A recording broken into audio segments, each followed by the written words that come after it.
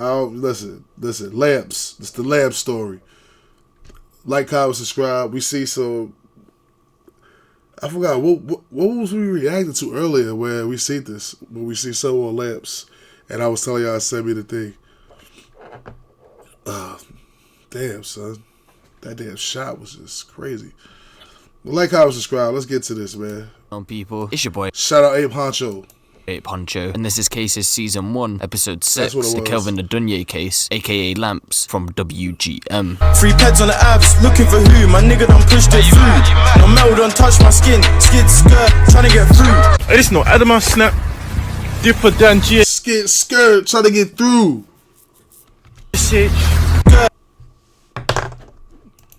Trying to get through. Hey, this no Adama snap. Dipper than GSH. Fuck Hoxton as well, yeah? A beef hat me. What's that bagel king again? Bagel gang.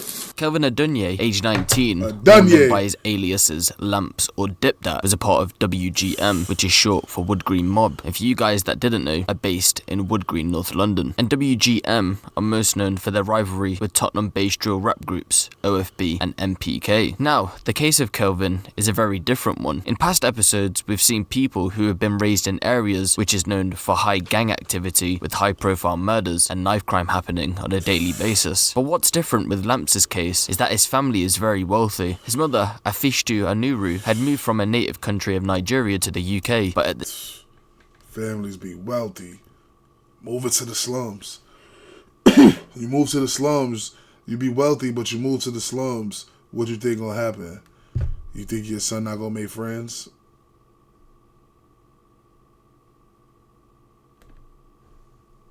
this time, I'm unsure as to the reasons for the move. His father owns a property business out in Nigeria and paid £26,000 a year for Lampz to go to full neck private school in Pudsey, West Yorkshire. Here, he would be a boarder, and for you guys that don't know what that means, it basically means that he would have had to stay at the school. It was said that he was very gifted and was doing it. Who stepped to you, Effect? The nigga that died? Fool. Nigga ran down on my son, Effect. Nah, we ain't, what? A word? I ain't even gonna, I was about to wild out. I ain't gonna wild out. I ain't gonna wild out because Effect squeeze gang, so that mean this nigga my ops. No, I'm playing. I'm playing. I was good. Nah, that's crazy.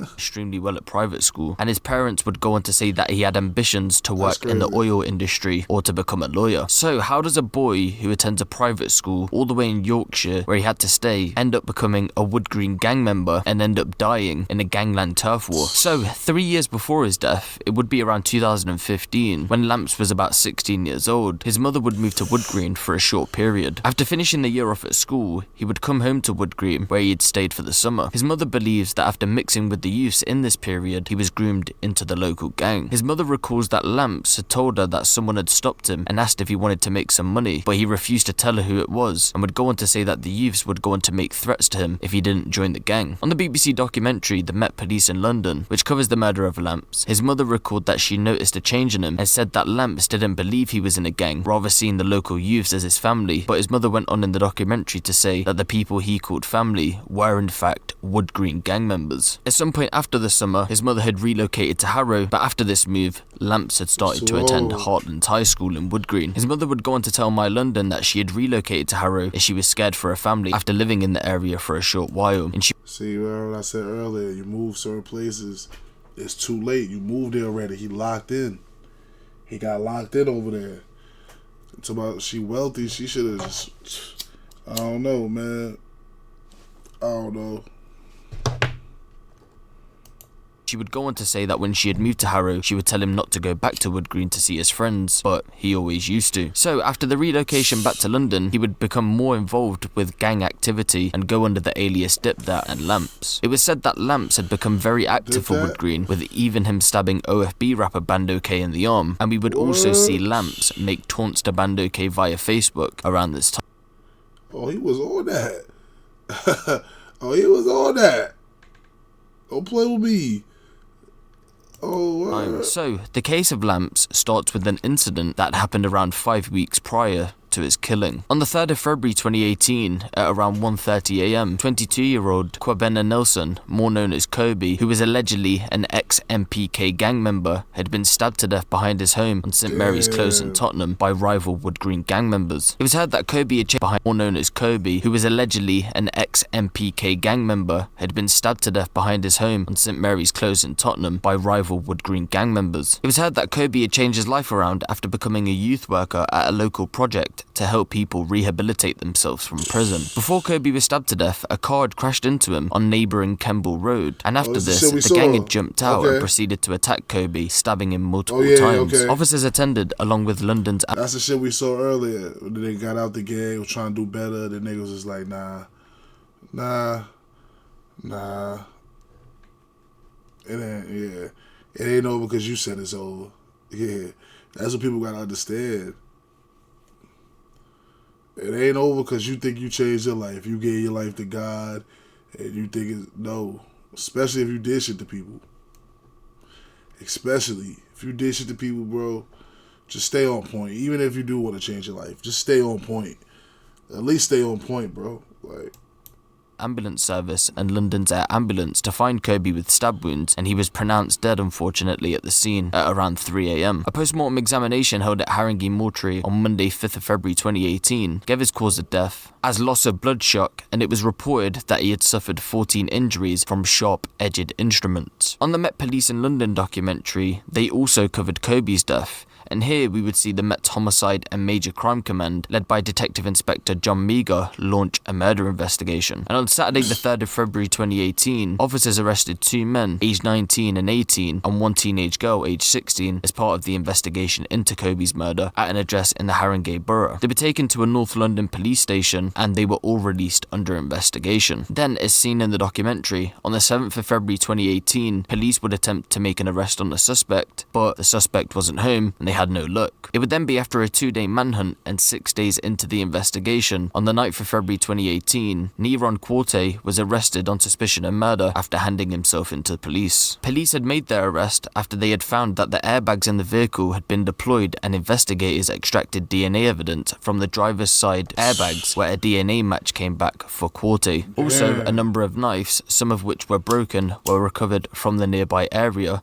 and some were later linked to the incident through DNA evidence. Quarte was then questioned by detectives but gave a no-comment interview throughout, and some of the interview highlights were shown on the documentary. It would then be on the 10th of February 2018 that Quarte would go on to be charged with the murder of Kobe. Then, on the 12th of February 2018, Quarte would go on to make his first court appearance at Highbury Magistrates Court, presumably for a plea hearing. Here, he would likely have only stated his name and address, and would state that he wasn't guilty of the charges brought against him. He would then appear at the Old Bailey on the 2nd of May 2018 via video link from HMP Belmarsh. Here, Judge Richard Marks QC said, "I'm going to adjourn the pre-trial preparation hearing until the 4th of June 2018. And at this point, a trial date was set for July 30th, 2018. So, after getting postponed due to unknown reasons, the trial would start on the 5th of August 2018. And at the first trial hearing, it was heard in court, as previously explained, that the gang had ambushed Kobe after crashing into his car on the night he was murdered. Prosecutor Simon Mayo QC said, "This case concerns the murder of a young man in a residential street in Tottenham, North London. His name was Kwabena Nelson, known as Kobe. He was 22 years of age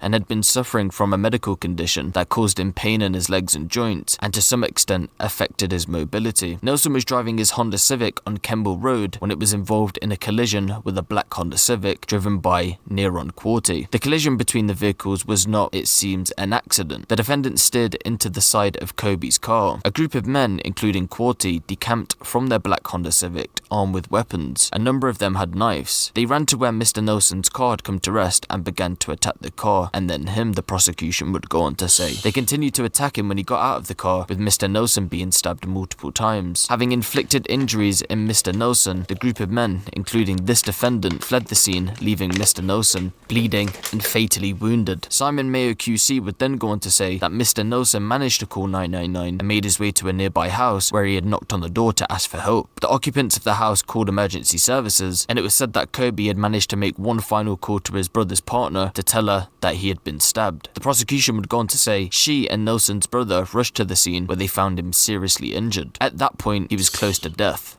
The court had then heard that Kobe had died at the scene from multiple stab wounds. Mr. Mayo added, despite the best efforts of doctors and paramedics from the helicopter emergency medical services, his life could not be saved. On that same hearing, jurors were then told that the black Honda Civic driven by Quarty had been stolen from Christine Pajak on the 24th of January 2018 in Wood Green after she dropped her car keys while shopping. So at a later court date on the 14th of August 2018, Quarty gave evidence in court where he had told the Old Bailey that he wouldn't have assaulted Kobe because he cared about him after allegedly Quarty had stuck up for him when he was being bullied at school. He would also go on to say that he drove into Kobe's car by accident and was in a daze during the attack, so he did not get out of the car until it was over. Quarty would go on to tell the court, I had no reason to assault him, I cared about him.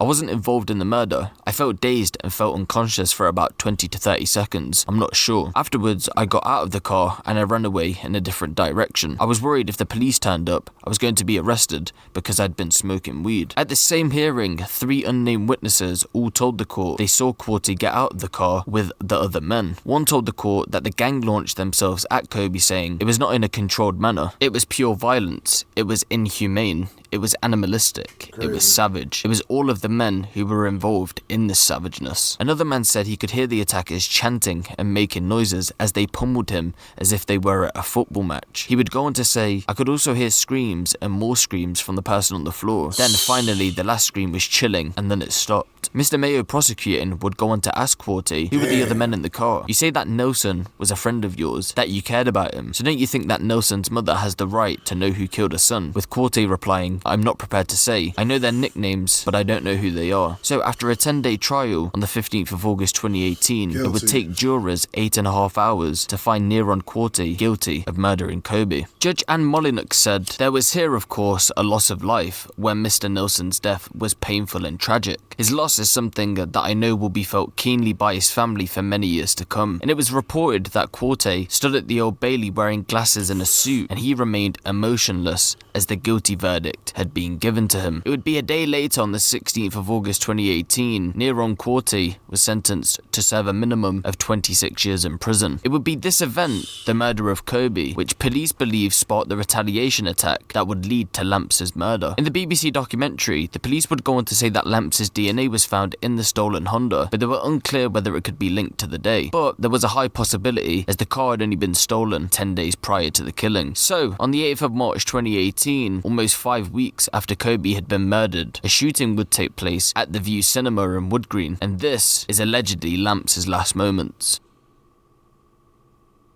I got somebody, but I won't be for you if you ain't got no bodies. And nigga, you don't wanna see roll like time. Bang, bang, bang, that's a high. You listen to that Toronto? Sometime at midnight on the 8th of March 2018, a moped driver and pillion passenger were riding for the View Cinema in Wood Green. A lot of people suspect this to be NPK members retaliating for the murder of Kobe. CCTV footage shown in the BBC documentary depicts Lampz with suspected Wood Green members in the entrance of the cinema. It would be around 12:27 PM. The two people on the moped that were riding up to the cinema would mount the pavement and fire once, which would hit the door. At this point, the CCTV footage would show the group scatter, but Lampz had ran in the opposite direction. We would then see the moped circle around again, and Lampz heads for the entrance door, where it's been alleged that he backed out a knife to confront the two people on the moped. But in the matter of seconds, 2 shots would be fired, one fatally hitting Lampz in the head. The moped riders are then... Don't bring a knife to a gunfight. Excuse me. Don't bring a knife to a gunfight. He try to approach them niggas with a knife. He too tough. He was too tough. 2 shots would be fired, one fatally hitting Lampz in the head. The moped riders are then seen making off down Station Road on CCTV and disappear. Armed police had rushed to the scene following reports of shots being fired just after midnight. When they arrived, along with paramedics from London's ambulance service, they have found Lampz fatally injured with a gunshot injury to the head. He was rushed by paramedics to a hospital in central London, but doctors couldn't save him, and unfortunately, he died a short time later. Witnesses said friends had screamed for help, as Lampz had laid dying in the entrance to the cinema. Another witness said he heard what he thought were fireworks as he left Wood Green Station. He said, "I was near the entrance to the tube station when I heard what I thought was fireworks. There weren't many people around as it was late, so there was no big reaction. I didn't see anybody running away, just people looking towards where the sound had come from. There was a guy shouting at paramedics to save him." The following day, the same team that had led the murder investigation into Kobe's death were assigned to Lampz's case. The day after, we would see the team attend the scene, and they would go on to show evidence of bullet holes going through walls and the glass of the cinema. The investigation team would go on to say that this murder inquiry was going to be extremely difficult, as the moped riders had helmets on and the CCTV was a far distance away. A day later, his mother would come out and tell reporters that Lampz wasn't a part of a gang, but socialised with people who were, and claimed he was in the wrong place at the wrong time. Then, on the night of his murder, friends gathered outside the closed cinema to lay flowers in his memory. 3 days later, on the 11th of March 2018, a 21-year-old man was arrested on suspicion of murder after an operation involving armed police had taken place at an address in Archway, North London. But he was later released under investigation pending further inquiries, and a post-mortem examination was held at Haringey Public Mortuary on Monday 12th of March 2018, and Lampz's cause of death was determined as a gunshot wound to the head. Then, a month later, You know Mama Love got a cap. You know Mama Love gotta throw some cap on there, man. Mama Love gotta throw some cap. He was not part of the game. on the 11th of April 2018, police would put out a fresh appeal as no more arrest had been made regarding the incident. So, in February of 2020, nearly 2 years after Lampz's death, no one has been charged with his murder. There's been a lot of online speculation about who committed the murder, but police, along with a lot of people, do believe it was MPK members that had rode out in retaliation for Kobe's death. The video Lampz had posted up moments before his death allegedly marked him for a hit, as word got He baited the whole setup. That's why, nigga, I ever post, nigga, just know I ain't there. I ever post on my story, nigga, I am not there no more. What? I am not there. The video Lampz had posted up moments before his death allegedly marked him for a hit. That shit gonna stay unsolved unless one of the two niggas on the bike snitch. If one of them two niggas that was on the pad don't snitch, nigga, this shit gonna stay unsolved. Unless one of them niggas get locked up and fold on some other shit. And you know, a bitch ass nigga, he'll get locked up for another murder or something else and be like, I say that's these two would do that. I'm just saying this is what niggas be doing. Niggas will get locked up for some whole other shit and just so don't want to go to jail.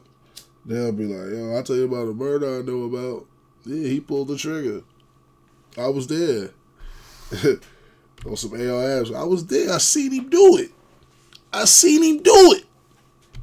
Death. The video Lampz had posted up moments before his death allegedly marked him for a hit, as word got around of the location of himself. Then he unfortunately had passed away. And that is the Kelvin Odunuyi case, aka Lampz, from WGM. And I just want to take this time out to say rest in peace to Kelvin, and my thoughts are with his family at this current time. Now it should be noted that the tit-for-tat violence didn't stop, as later on that day, after Lampz was murdered, a gang of youths thought to be from Wood Green attacked and stabbed a student during a brawl outside Haringey Sixth Form College in Tottenham, which is believed to be in retaliation for the shooting. Then, at the end of March 2018, 3 men, allegedly MPK members, videoed an attack in the Tinseltown Diner in Farringdon, London. Here, it's claimed that the attack was on a Wood Green gang member called Bobby Slater. The attack had allegedly happened because he had dissed Kobe in a song. Then, on the 2nd of April 2018, at around 9:35 PM, Tanisha Melbourne Blake and a group of friends were chatting in the street on the edge of Northumberland Park Estate when a car had drove by slowly and opened fire, killing her, but fortunately not killing anybody else. It's believed that that killing was a revenge attack on MPK from Wood Green because of the Tinseltown attack. And it's unsure whether the violence will ever calm down between Wood Green and Tottenham, because even recently, as you guys will know,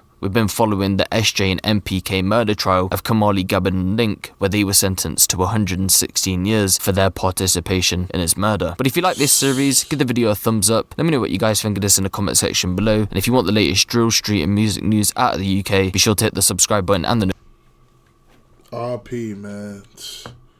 RP. Shit is crazy.